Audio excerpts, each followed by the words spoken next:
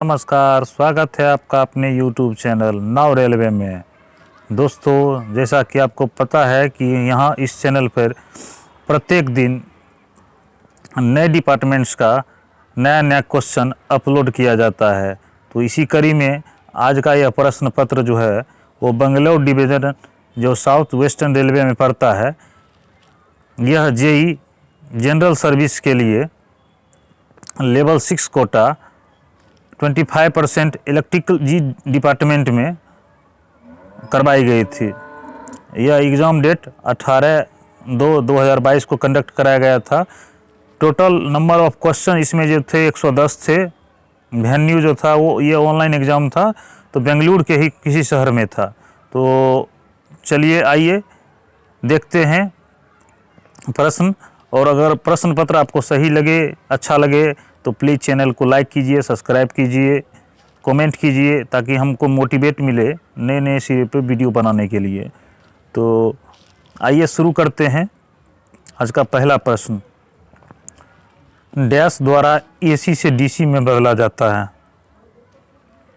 तो इसका सही जवाब है ऑप्शन नंबर सी, रेक्टिफायर से एसी को डीसी में चेंज किया जाता है।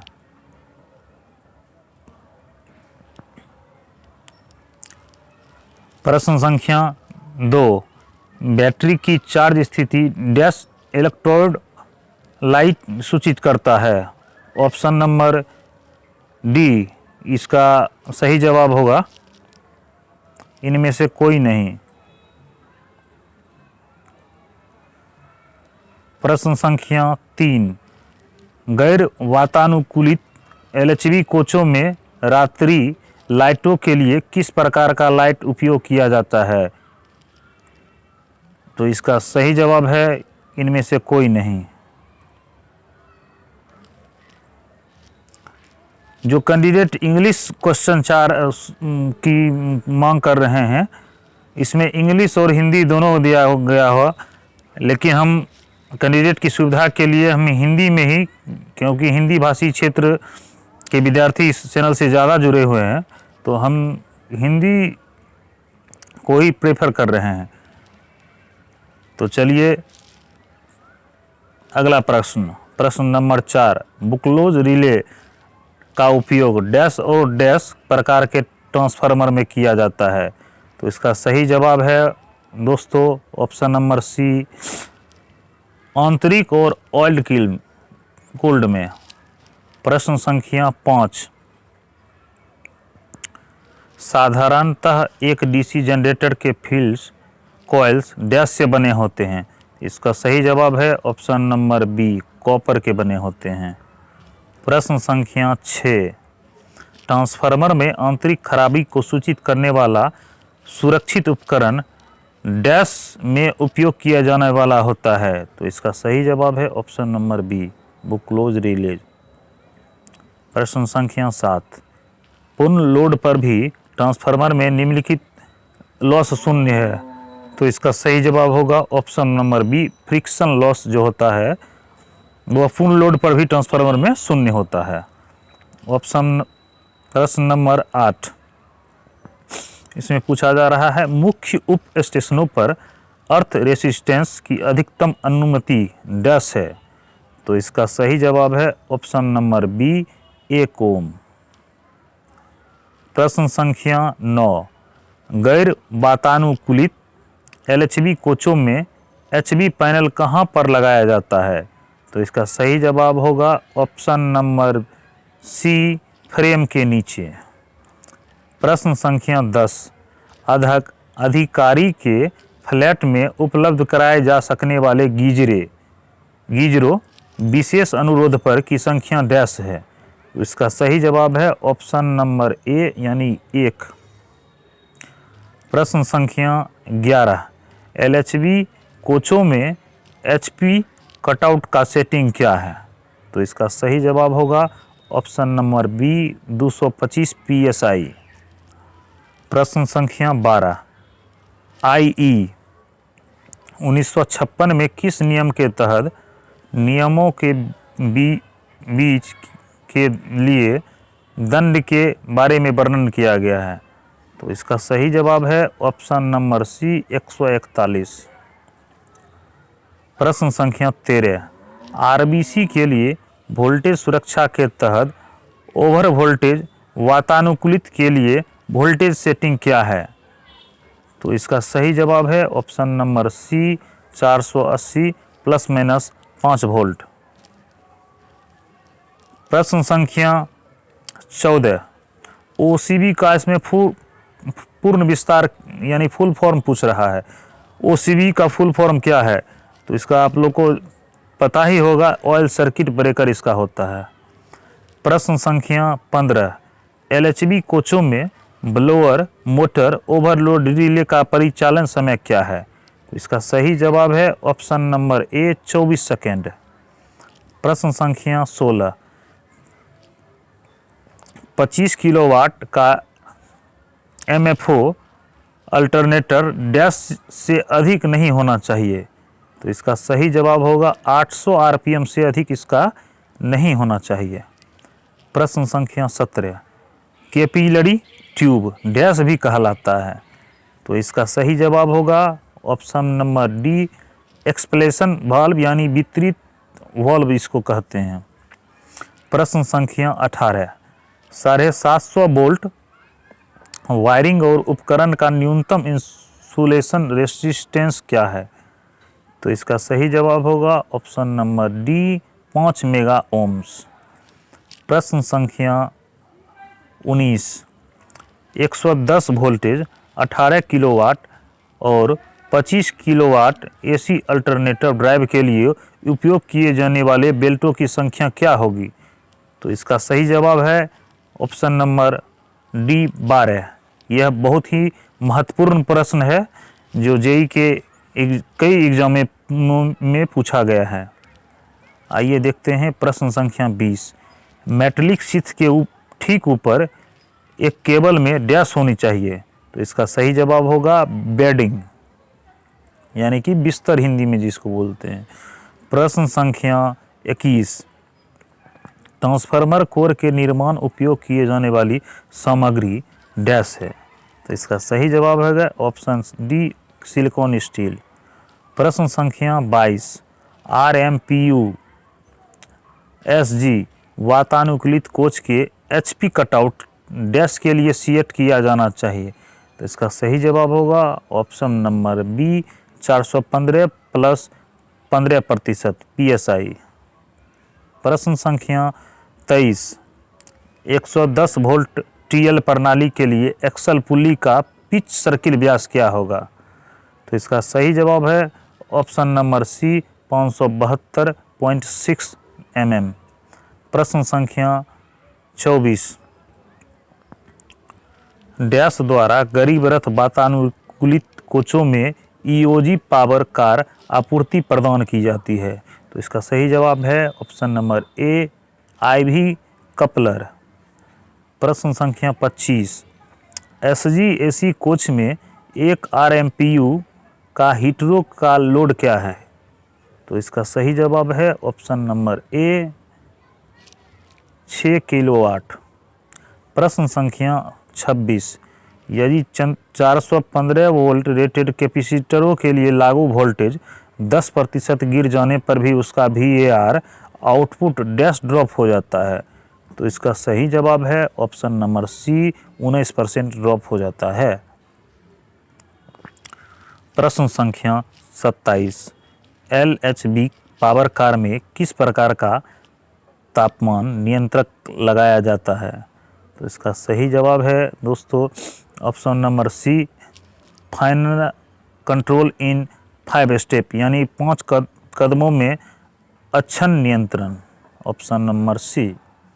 प्रश्न संख्या 28, आरएमपीयू एसजी एसी कोच में उपयोग की जाने वाली बैटरी की क्षमता क्या है? तो इसका सही जवाब है दोस्तों ऑप्शन नंबर बी 1100 AH। प्रश्न संख्या 29, एलएचबी गैर वातानुकूलित कोचों में जुड़े पावर ट्रांसफार्मर डैश हैं। तो इसका सही जवाब है दोस्तों option number C star and star. प्रश्न संख्या 30, प्रश्न संख्या 30 कहता है ERRU को निम्नलिखित सुरक्षा होती है। तो इसका सही जवाब है ये चारों सुरक्षा, तीनों सुरक्षा जो है ओवर वोल्टेज सर्ज सुरक्षा, डीसी आउटपुट शॉर्ट सर्किट सुरक्षा, ओवर चार्जिंग करंट सीमा सुरक्षा, ये चारों सुरक्षा इसमें होती है। तो इसका सही जवाब होगा ऑप्शन नंबर डी। प्रश्न संख्या 31, LHB कोचों में लाइटिंग सर्किट ऑपरेटिंग वोल्टेज क्या है? तो इसका सही जवाब है option number C 110 volt DC। प्रश्न संख्या 32, एयर कंडीशनिंग प्रणाली में पर्जिंग को अर्थ यानी पर्जिंग किसको कहते हैं? तो इसका सही जवाब है दोस्तों गैस को स्वीकार करके सिस्टम की सारी हवा को बाहर निकालना, यानी कि explaining all the air in the system by admitting gas. प्रश्न संख्या 33, ऊर्जा संरक्षण का नियम कहता है कि ऊर्जा क्या हो? तो इसका सही जवाब है ऑप्शन नंबर जी, ऊर्जा या तो नष्ट या तो बनाया जा सकता है।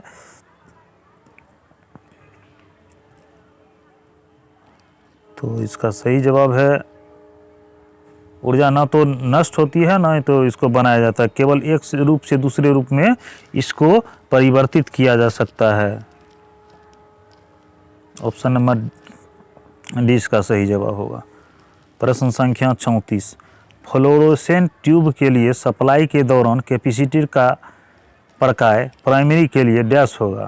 तो इसका सही जवाब है दोस्तों improve the supply power factor. Capacitor का कार्य पावर फैक्टर में इम्प्रूव करना होता है। तो प्रश्न संख्या 35 देखेंगे, LHB संकोच में WRA पंप का MPCB का रेटिंग क्या है? तो इसका सही जवाब है ऑप्शन नंबर ए 1 एम्पियर से 1.61 एम्पियर तक। प्रश्न संख्या 36, विद्युत पास करने पर कंडक्टर में गर्मी डैश के कारण उत्पन्न होती है। तो इसका सही जवाब है ऑप्शन नंबर डी रेजिस्टेंस यानी प्रतिरोध के कारण। प्रश्न number 37, sodium vapour discharge lamp का रंग क्या होता है? तो इसका आप लोग को पता ही होगा, पीला होता है यानी ऑप्शन नंबर सी। प्रश्न संख्या 38, R22 के स्थान पर RMPU SG कोच के लिए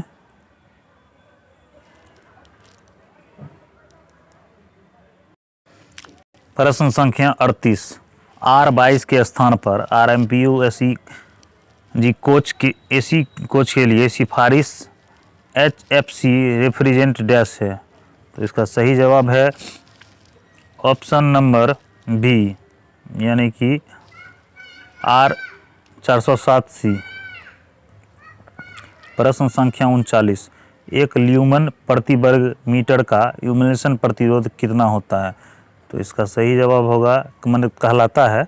तो इसका सही जवाब होगा बी ऑप्शन नंबर बी यानी लक्स। प्रश्न संख्या 40, डैश के लिए फेज एडवांसर का उपयोग इंडक्शन मोटर के साथ किया जाता है। तो इसको आप लोग जानते होंगे, इजी क्वेश्चन है, पावर फैक्टर के सुधार के लिए इसका उपयोग किया जाता है। प्रश्न संख्या 41, यदि पंप डिस्चार्ज प्रेशर कम है तो संभावित कारण क्या हो सकता है? तो इसका सही जवाब है ऑप्शन नंबर बी वायु में गैस या लिक्विड यानी गैस और एयर इन लिक्विड। प्रश्न संख्या 42, एक दिन में A2 गुना 40 वाट बक्सा प्रकार फिटिंग 10 घंटों के लिए प्रकाशित होता है। जून के माह में विद्युत भार प्रति यूनिट 3 रुपये के हिसाब से कितना होगा? तो इसका सही जवाब है ऑप्शन नंबर सी 72। प्रश्न संख्या 43, LHB कोचों में प्रत्येक RMPU में कितने मिक्स्ड एयर फिल्टर हैं? तो इसका सही जवाब है ऑप्शन नंबर डी प्रत्येक में 4। प्रश्न संख्या 44, एक विद्युत लैंप पर 100 वाट अंकित है। यह 0.9 पावर फैक्टर पर 200 वोल्ट पर कार्य कर रहा है। बत्ती के माध्यम से बिजली डैश के रूप में दी जाती है। तो इसका सही जवाब है ऑप्शन नंबर ए यानी कि 0.5 एम्पियर। प्रश्न संख्या 45, अधिकतर डैश के कारण पंप विफल हो जाते हैं। तो इसका सही जवाब है ऑप्शन नंबर बी यानी कि अधिकतम कार्य करने के कारण।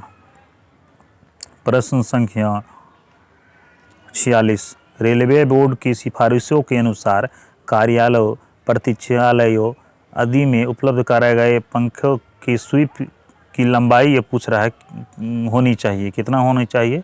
तो इसकी लंबाई जो होनी चाहिए वो 1200 mm² होनी चाहिए।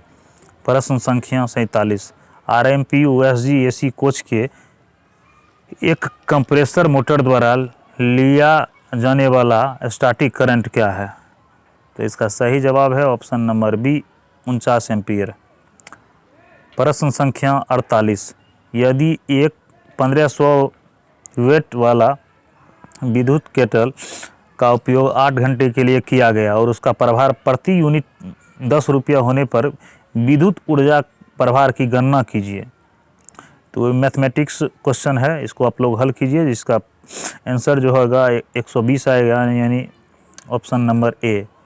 प्रश्न संख्या 49, LHB वातानुकूलित कोच के मिनी पेंट्री में प्रावधान गर्म पानी की पायलट क्षमता कितनी है। तो इसका सही जवाब होगा ऑप्शन नंबर बी 15 लीटर।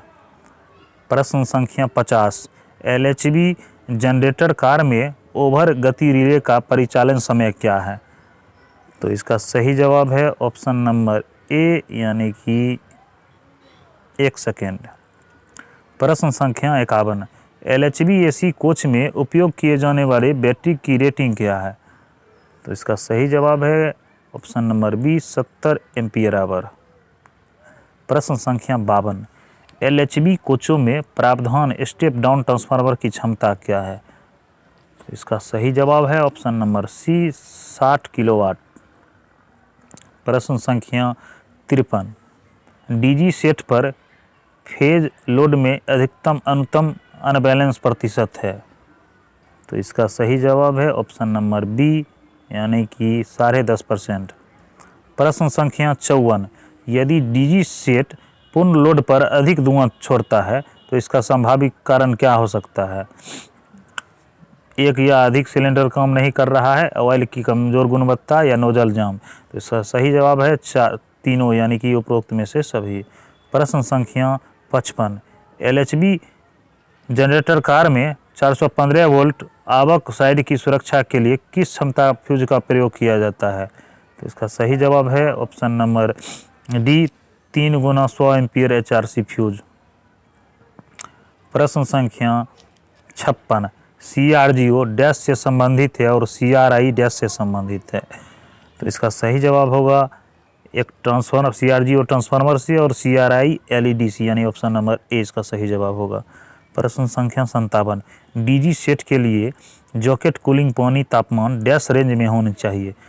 तो इसका सही जवाब है ऑप्शन नंबर बी 30 से 40 डिग्री के बीच होना चाहिए। प्रश्न संख्या 58, ONAN एवं ONAF डैश से संबंधित है। तो इसका सही जवाब है ऑप्शन नंबर ए कूलिंग से संबंधित है। प्रश्न संख्या 59, लेड एसिड बैटरी का समानतः SPG इलेक्ट्रोलाइट क्या है। तो इसका सही जवाब है ऑप्शन नंबर सी 1.22। प्रश्न संख्या 60, निम्न में से कौन सा सामान्य वायरिंग खराबी है। तो short circuit, open circuit, fuse line, यानी कि तीनों इसमें से खराब ही है। ऑप्शन नंबर डी इसका सही जवाब होगा। प्रश्न संख्या 61, गैर वातानुकूलित LHB कोचों में BLDC पंखे में किस रंग के 2 बैंड होते हैं। तो इसका सही जवाब है ऑप्शन नंबर ए ग्रीन यानी हरा और पीला। प्रश्न संख्या 62, गैर वातानुकूलित चेयर कार LHB कोचों में जुड़ा कुल कितना लोड होता है। तो इसका सही जवाब है ऑप्शन नंबर सी 2193 वाट। प्रश्न संख्या 63, LHB कोचों में WRA के पंप सेट का सक्शन क्लेंज आकार क्या है? तो इसका आकार जो होता है वो होता है 1 bsp। प्रश्न संख्या 64, एक ट्रांसफार्मर किसको ट्रांसफॉर्म करता है? तो इसका सही जवाब है ऑप्शन नंबर सी, पावर को ये ट्रांसफॉर्म करता है। प्रश्न संख्या 65, बैटरी बैक प्रावधान करने का मुख्य उद्देश्य क्या है? तो इसका सही जवाब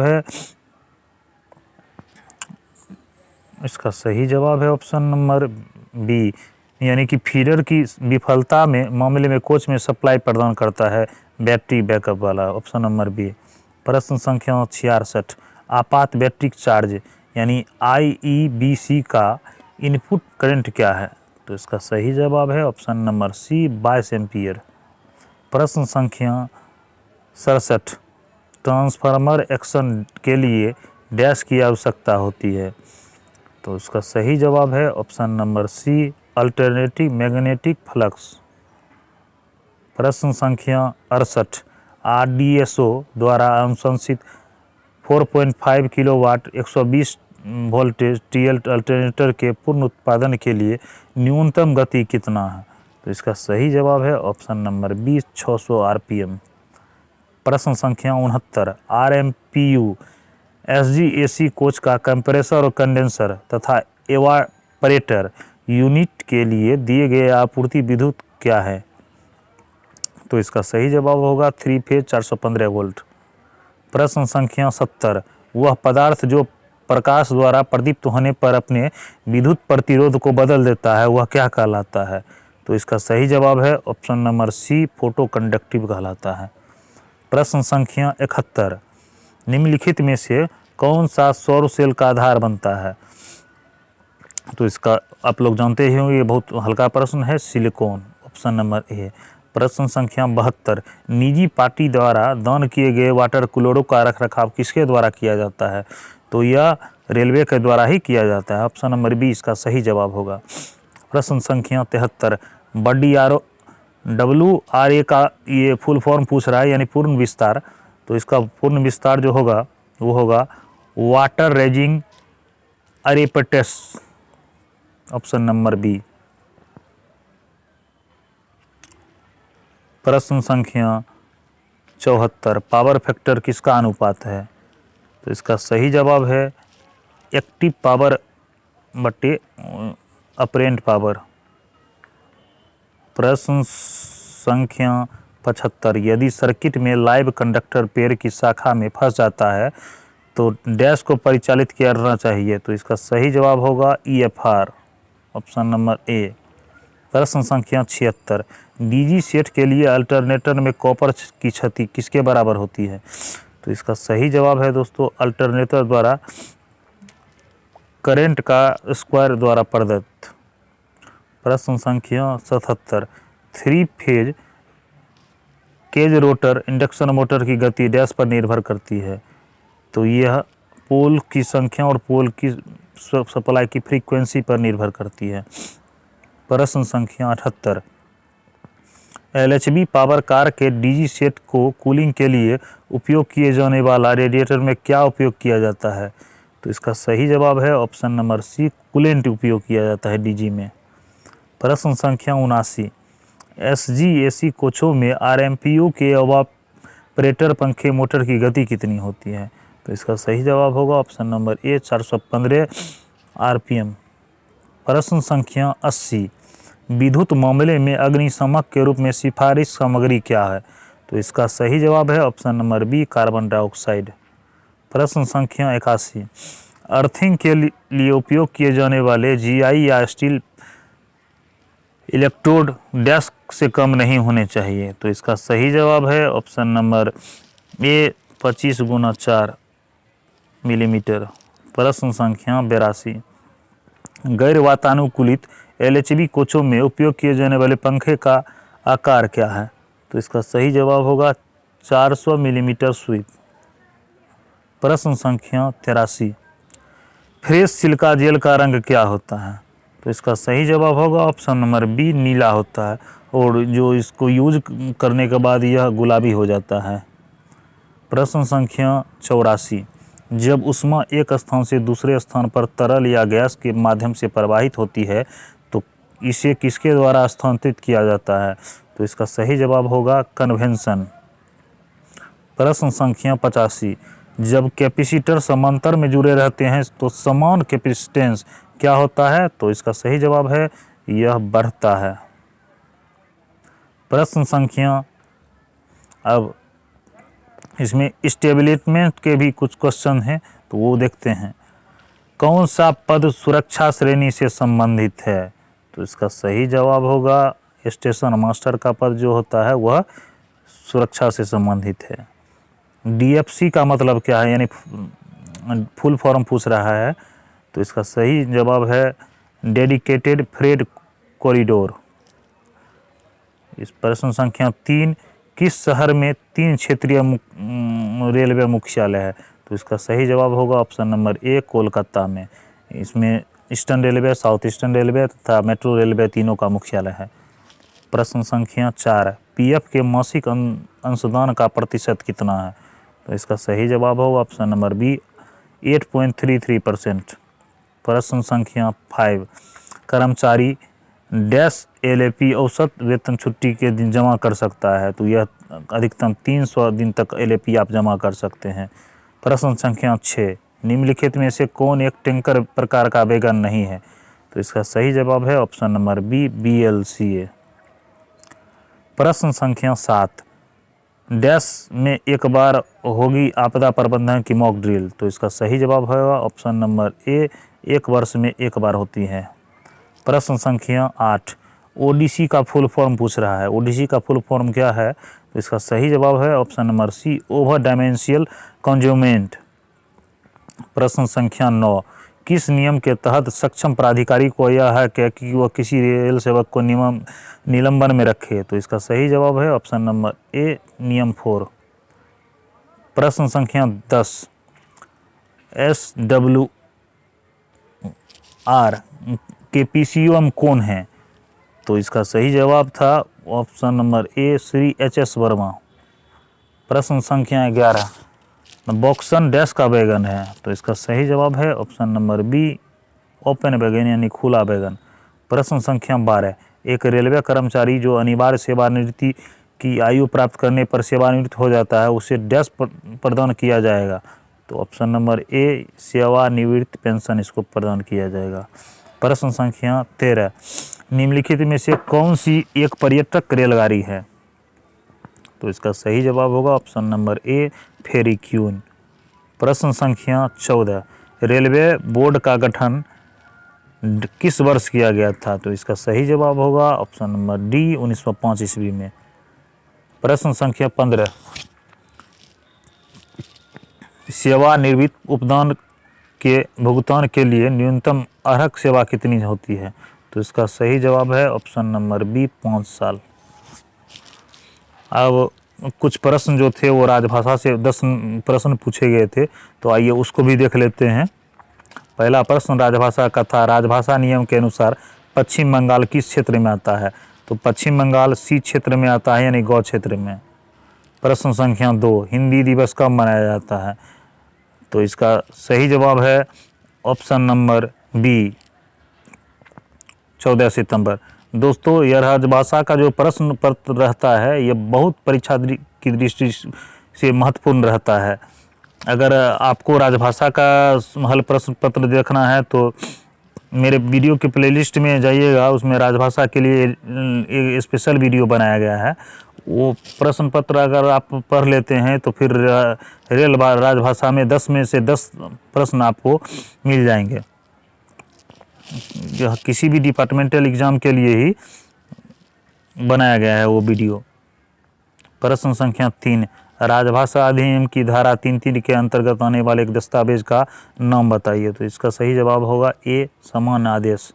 प्रश्न संख्या 4, हिंदी शिक्षण योजना के अंतर्गत निजी प्रयासों से प्रबोध परीक्षा उत्तीर्ण करने पर मिलने वाले एक मुफ्त पुरस्कार की राशि क्या है? तो इसका सही जवाब है ऑप्शन नंबर ए 1600 रुपया। प्रश्न संख्या 5, अष्टम अनुसूची में शामिल विदेशी भाषा क्या है? ये आप लोग को पता ही होगा, नेपाली। प्रश्न संख्या 6 भारत संघ की राजभाषा क्या है? तो इसका सही जवाब है ऑप्शन नंबर बी यानी कि हिंदी। प्रश्न संख्या 7, वर्ष में कितनी बार नियमित पाठ्यक्रम की हिंदी परीक्षाएं चलाई जाती है? तो इसका सही जवाब है ऑप्शन नंबर डी 2 बार। ये वो मंथ रहता है मई और नवंबर, इसको आप याद रखिए। प्रश्न संख्या 8, राजभाषा अधिनियम 1963 कब संशोधित हुआ? तो इसका सही जवाब है 1967 ईस्वी में, ऑप्शन नंबर सी। प्रश्न संख्या 9, केंद्रीय सरकार के लिपिकीय कर्मचारियों के लिए निर्धारित अंतिम पाठ्यक्रम क्या है? इसका सही जवाब है ऑप्शन नंबर ए प्राज्ञ। प्रबोध प्राज्ञ होता है, यानी कि अंतिम प्राज्ञ होता है। राजभाषा संकल्प कब पारित हुआ? तो इसका सही जवाब है ऑप्शन नंबर डी यानी 1968। तो दोस्तों ये थे आज के कुछ महत्वपूर्ण प्रश्न जो विद्युत विभाग से पूछे गए थे। 25% जेई का एग्ज़ाम जो बेंगलोर डिवीज़न में करवाया गया था, वो आपको कैसा लगे? अगर अच्छा लगे तो प्लीज़ चैनल को लाइक कीजिए, सब्सक्राइब कीजिए, शेयर कीजिए, कमेंट कीजिए, जिससे हमको मोटिवेट मिले नए नए टॉपिक पर वीडियो बनाने के लिए। तो हम रेलवे से ही जुड़े हुए हैं, तो इसमें रेल से संबंधित हम डेली वीडियो डालते रहते हैं।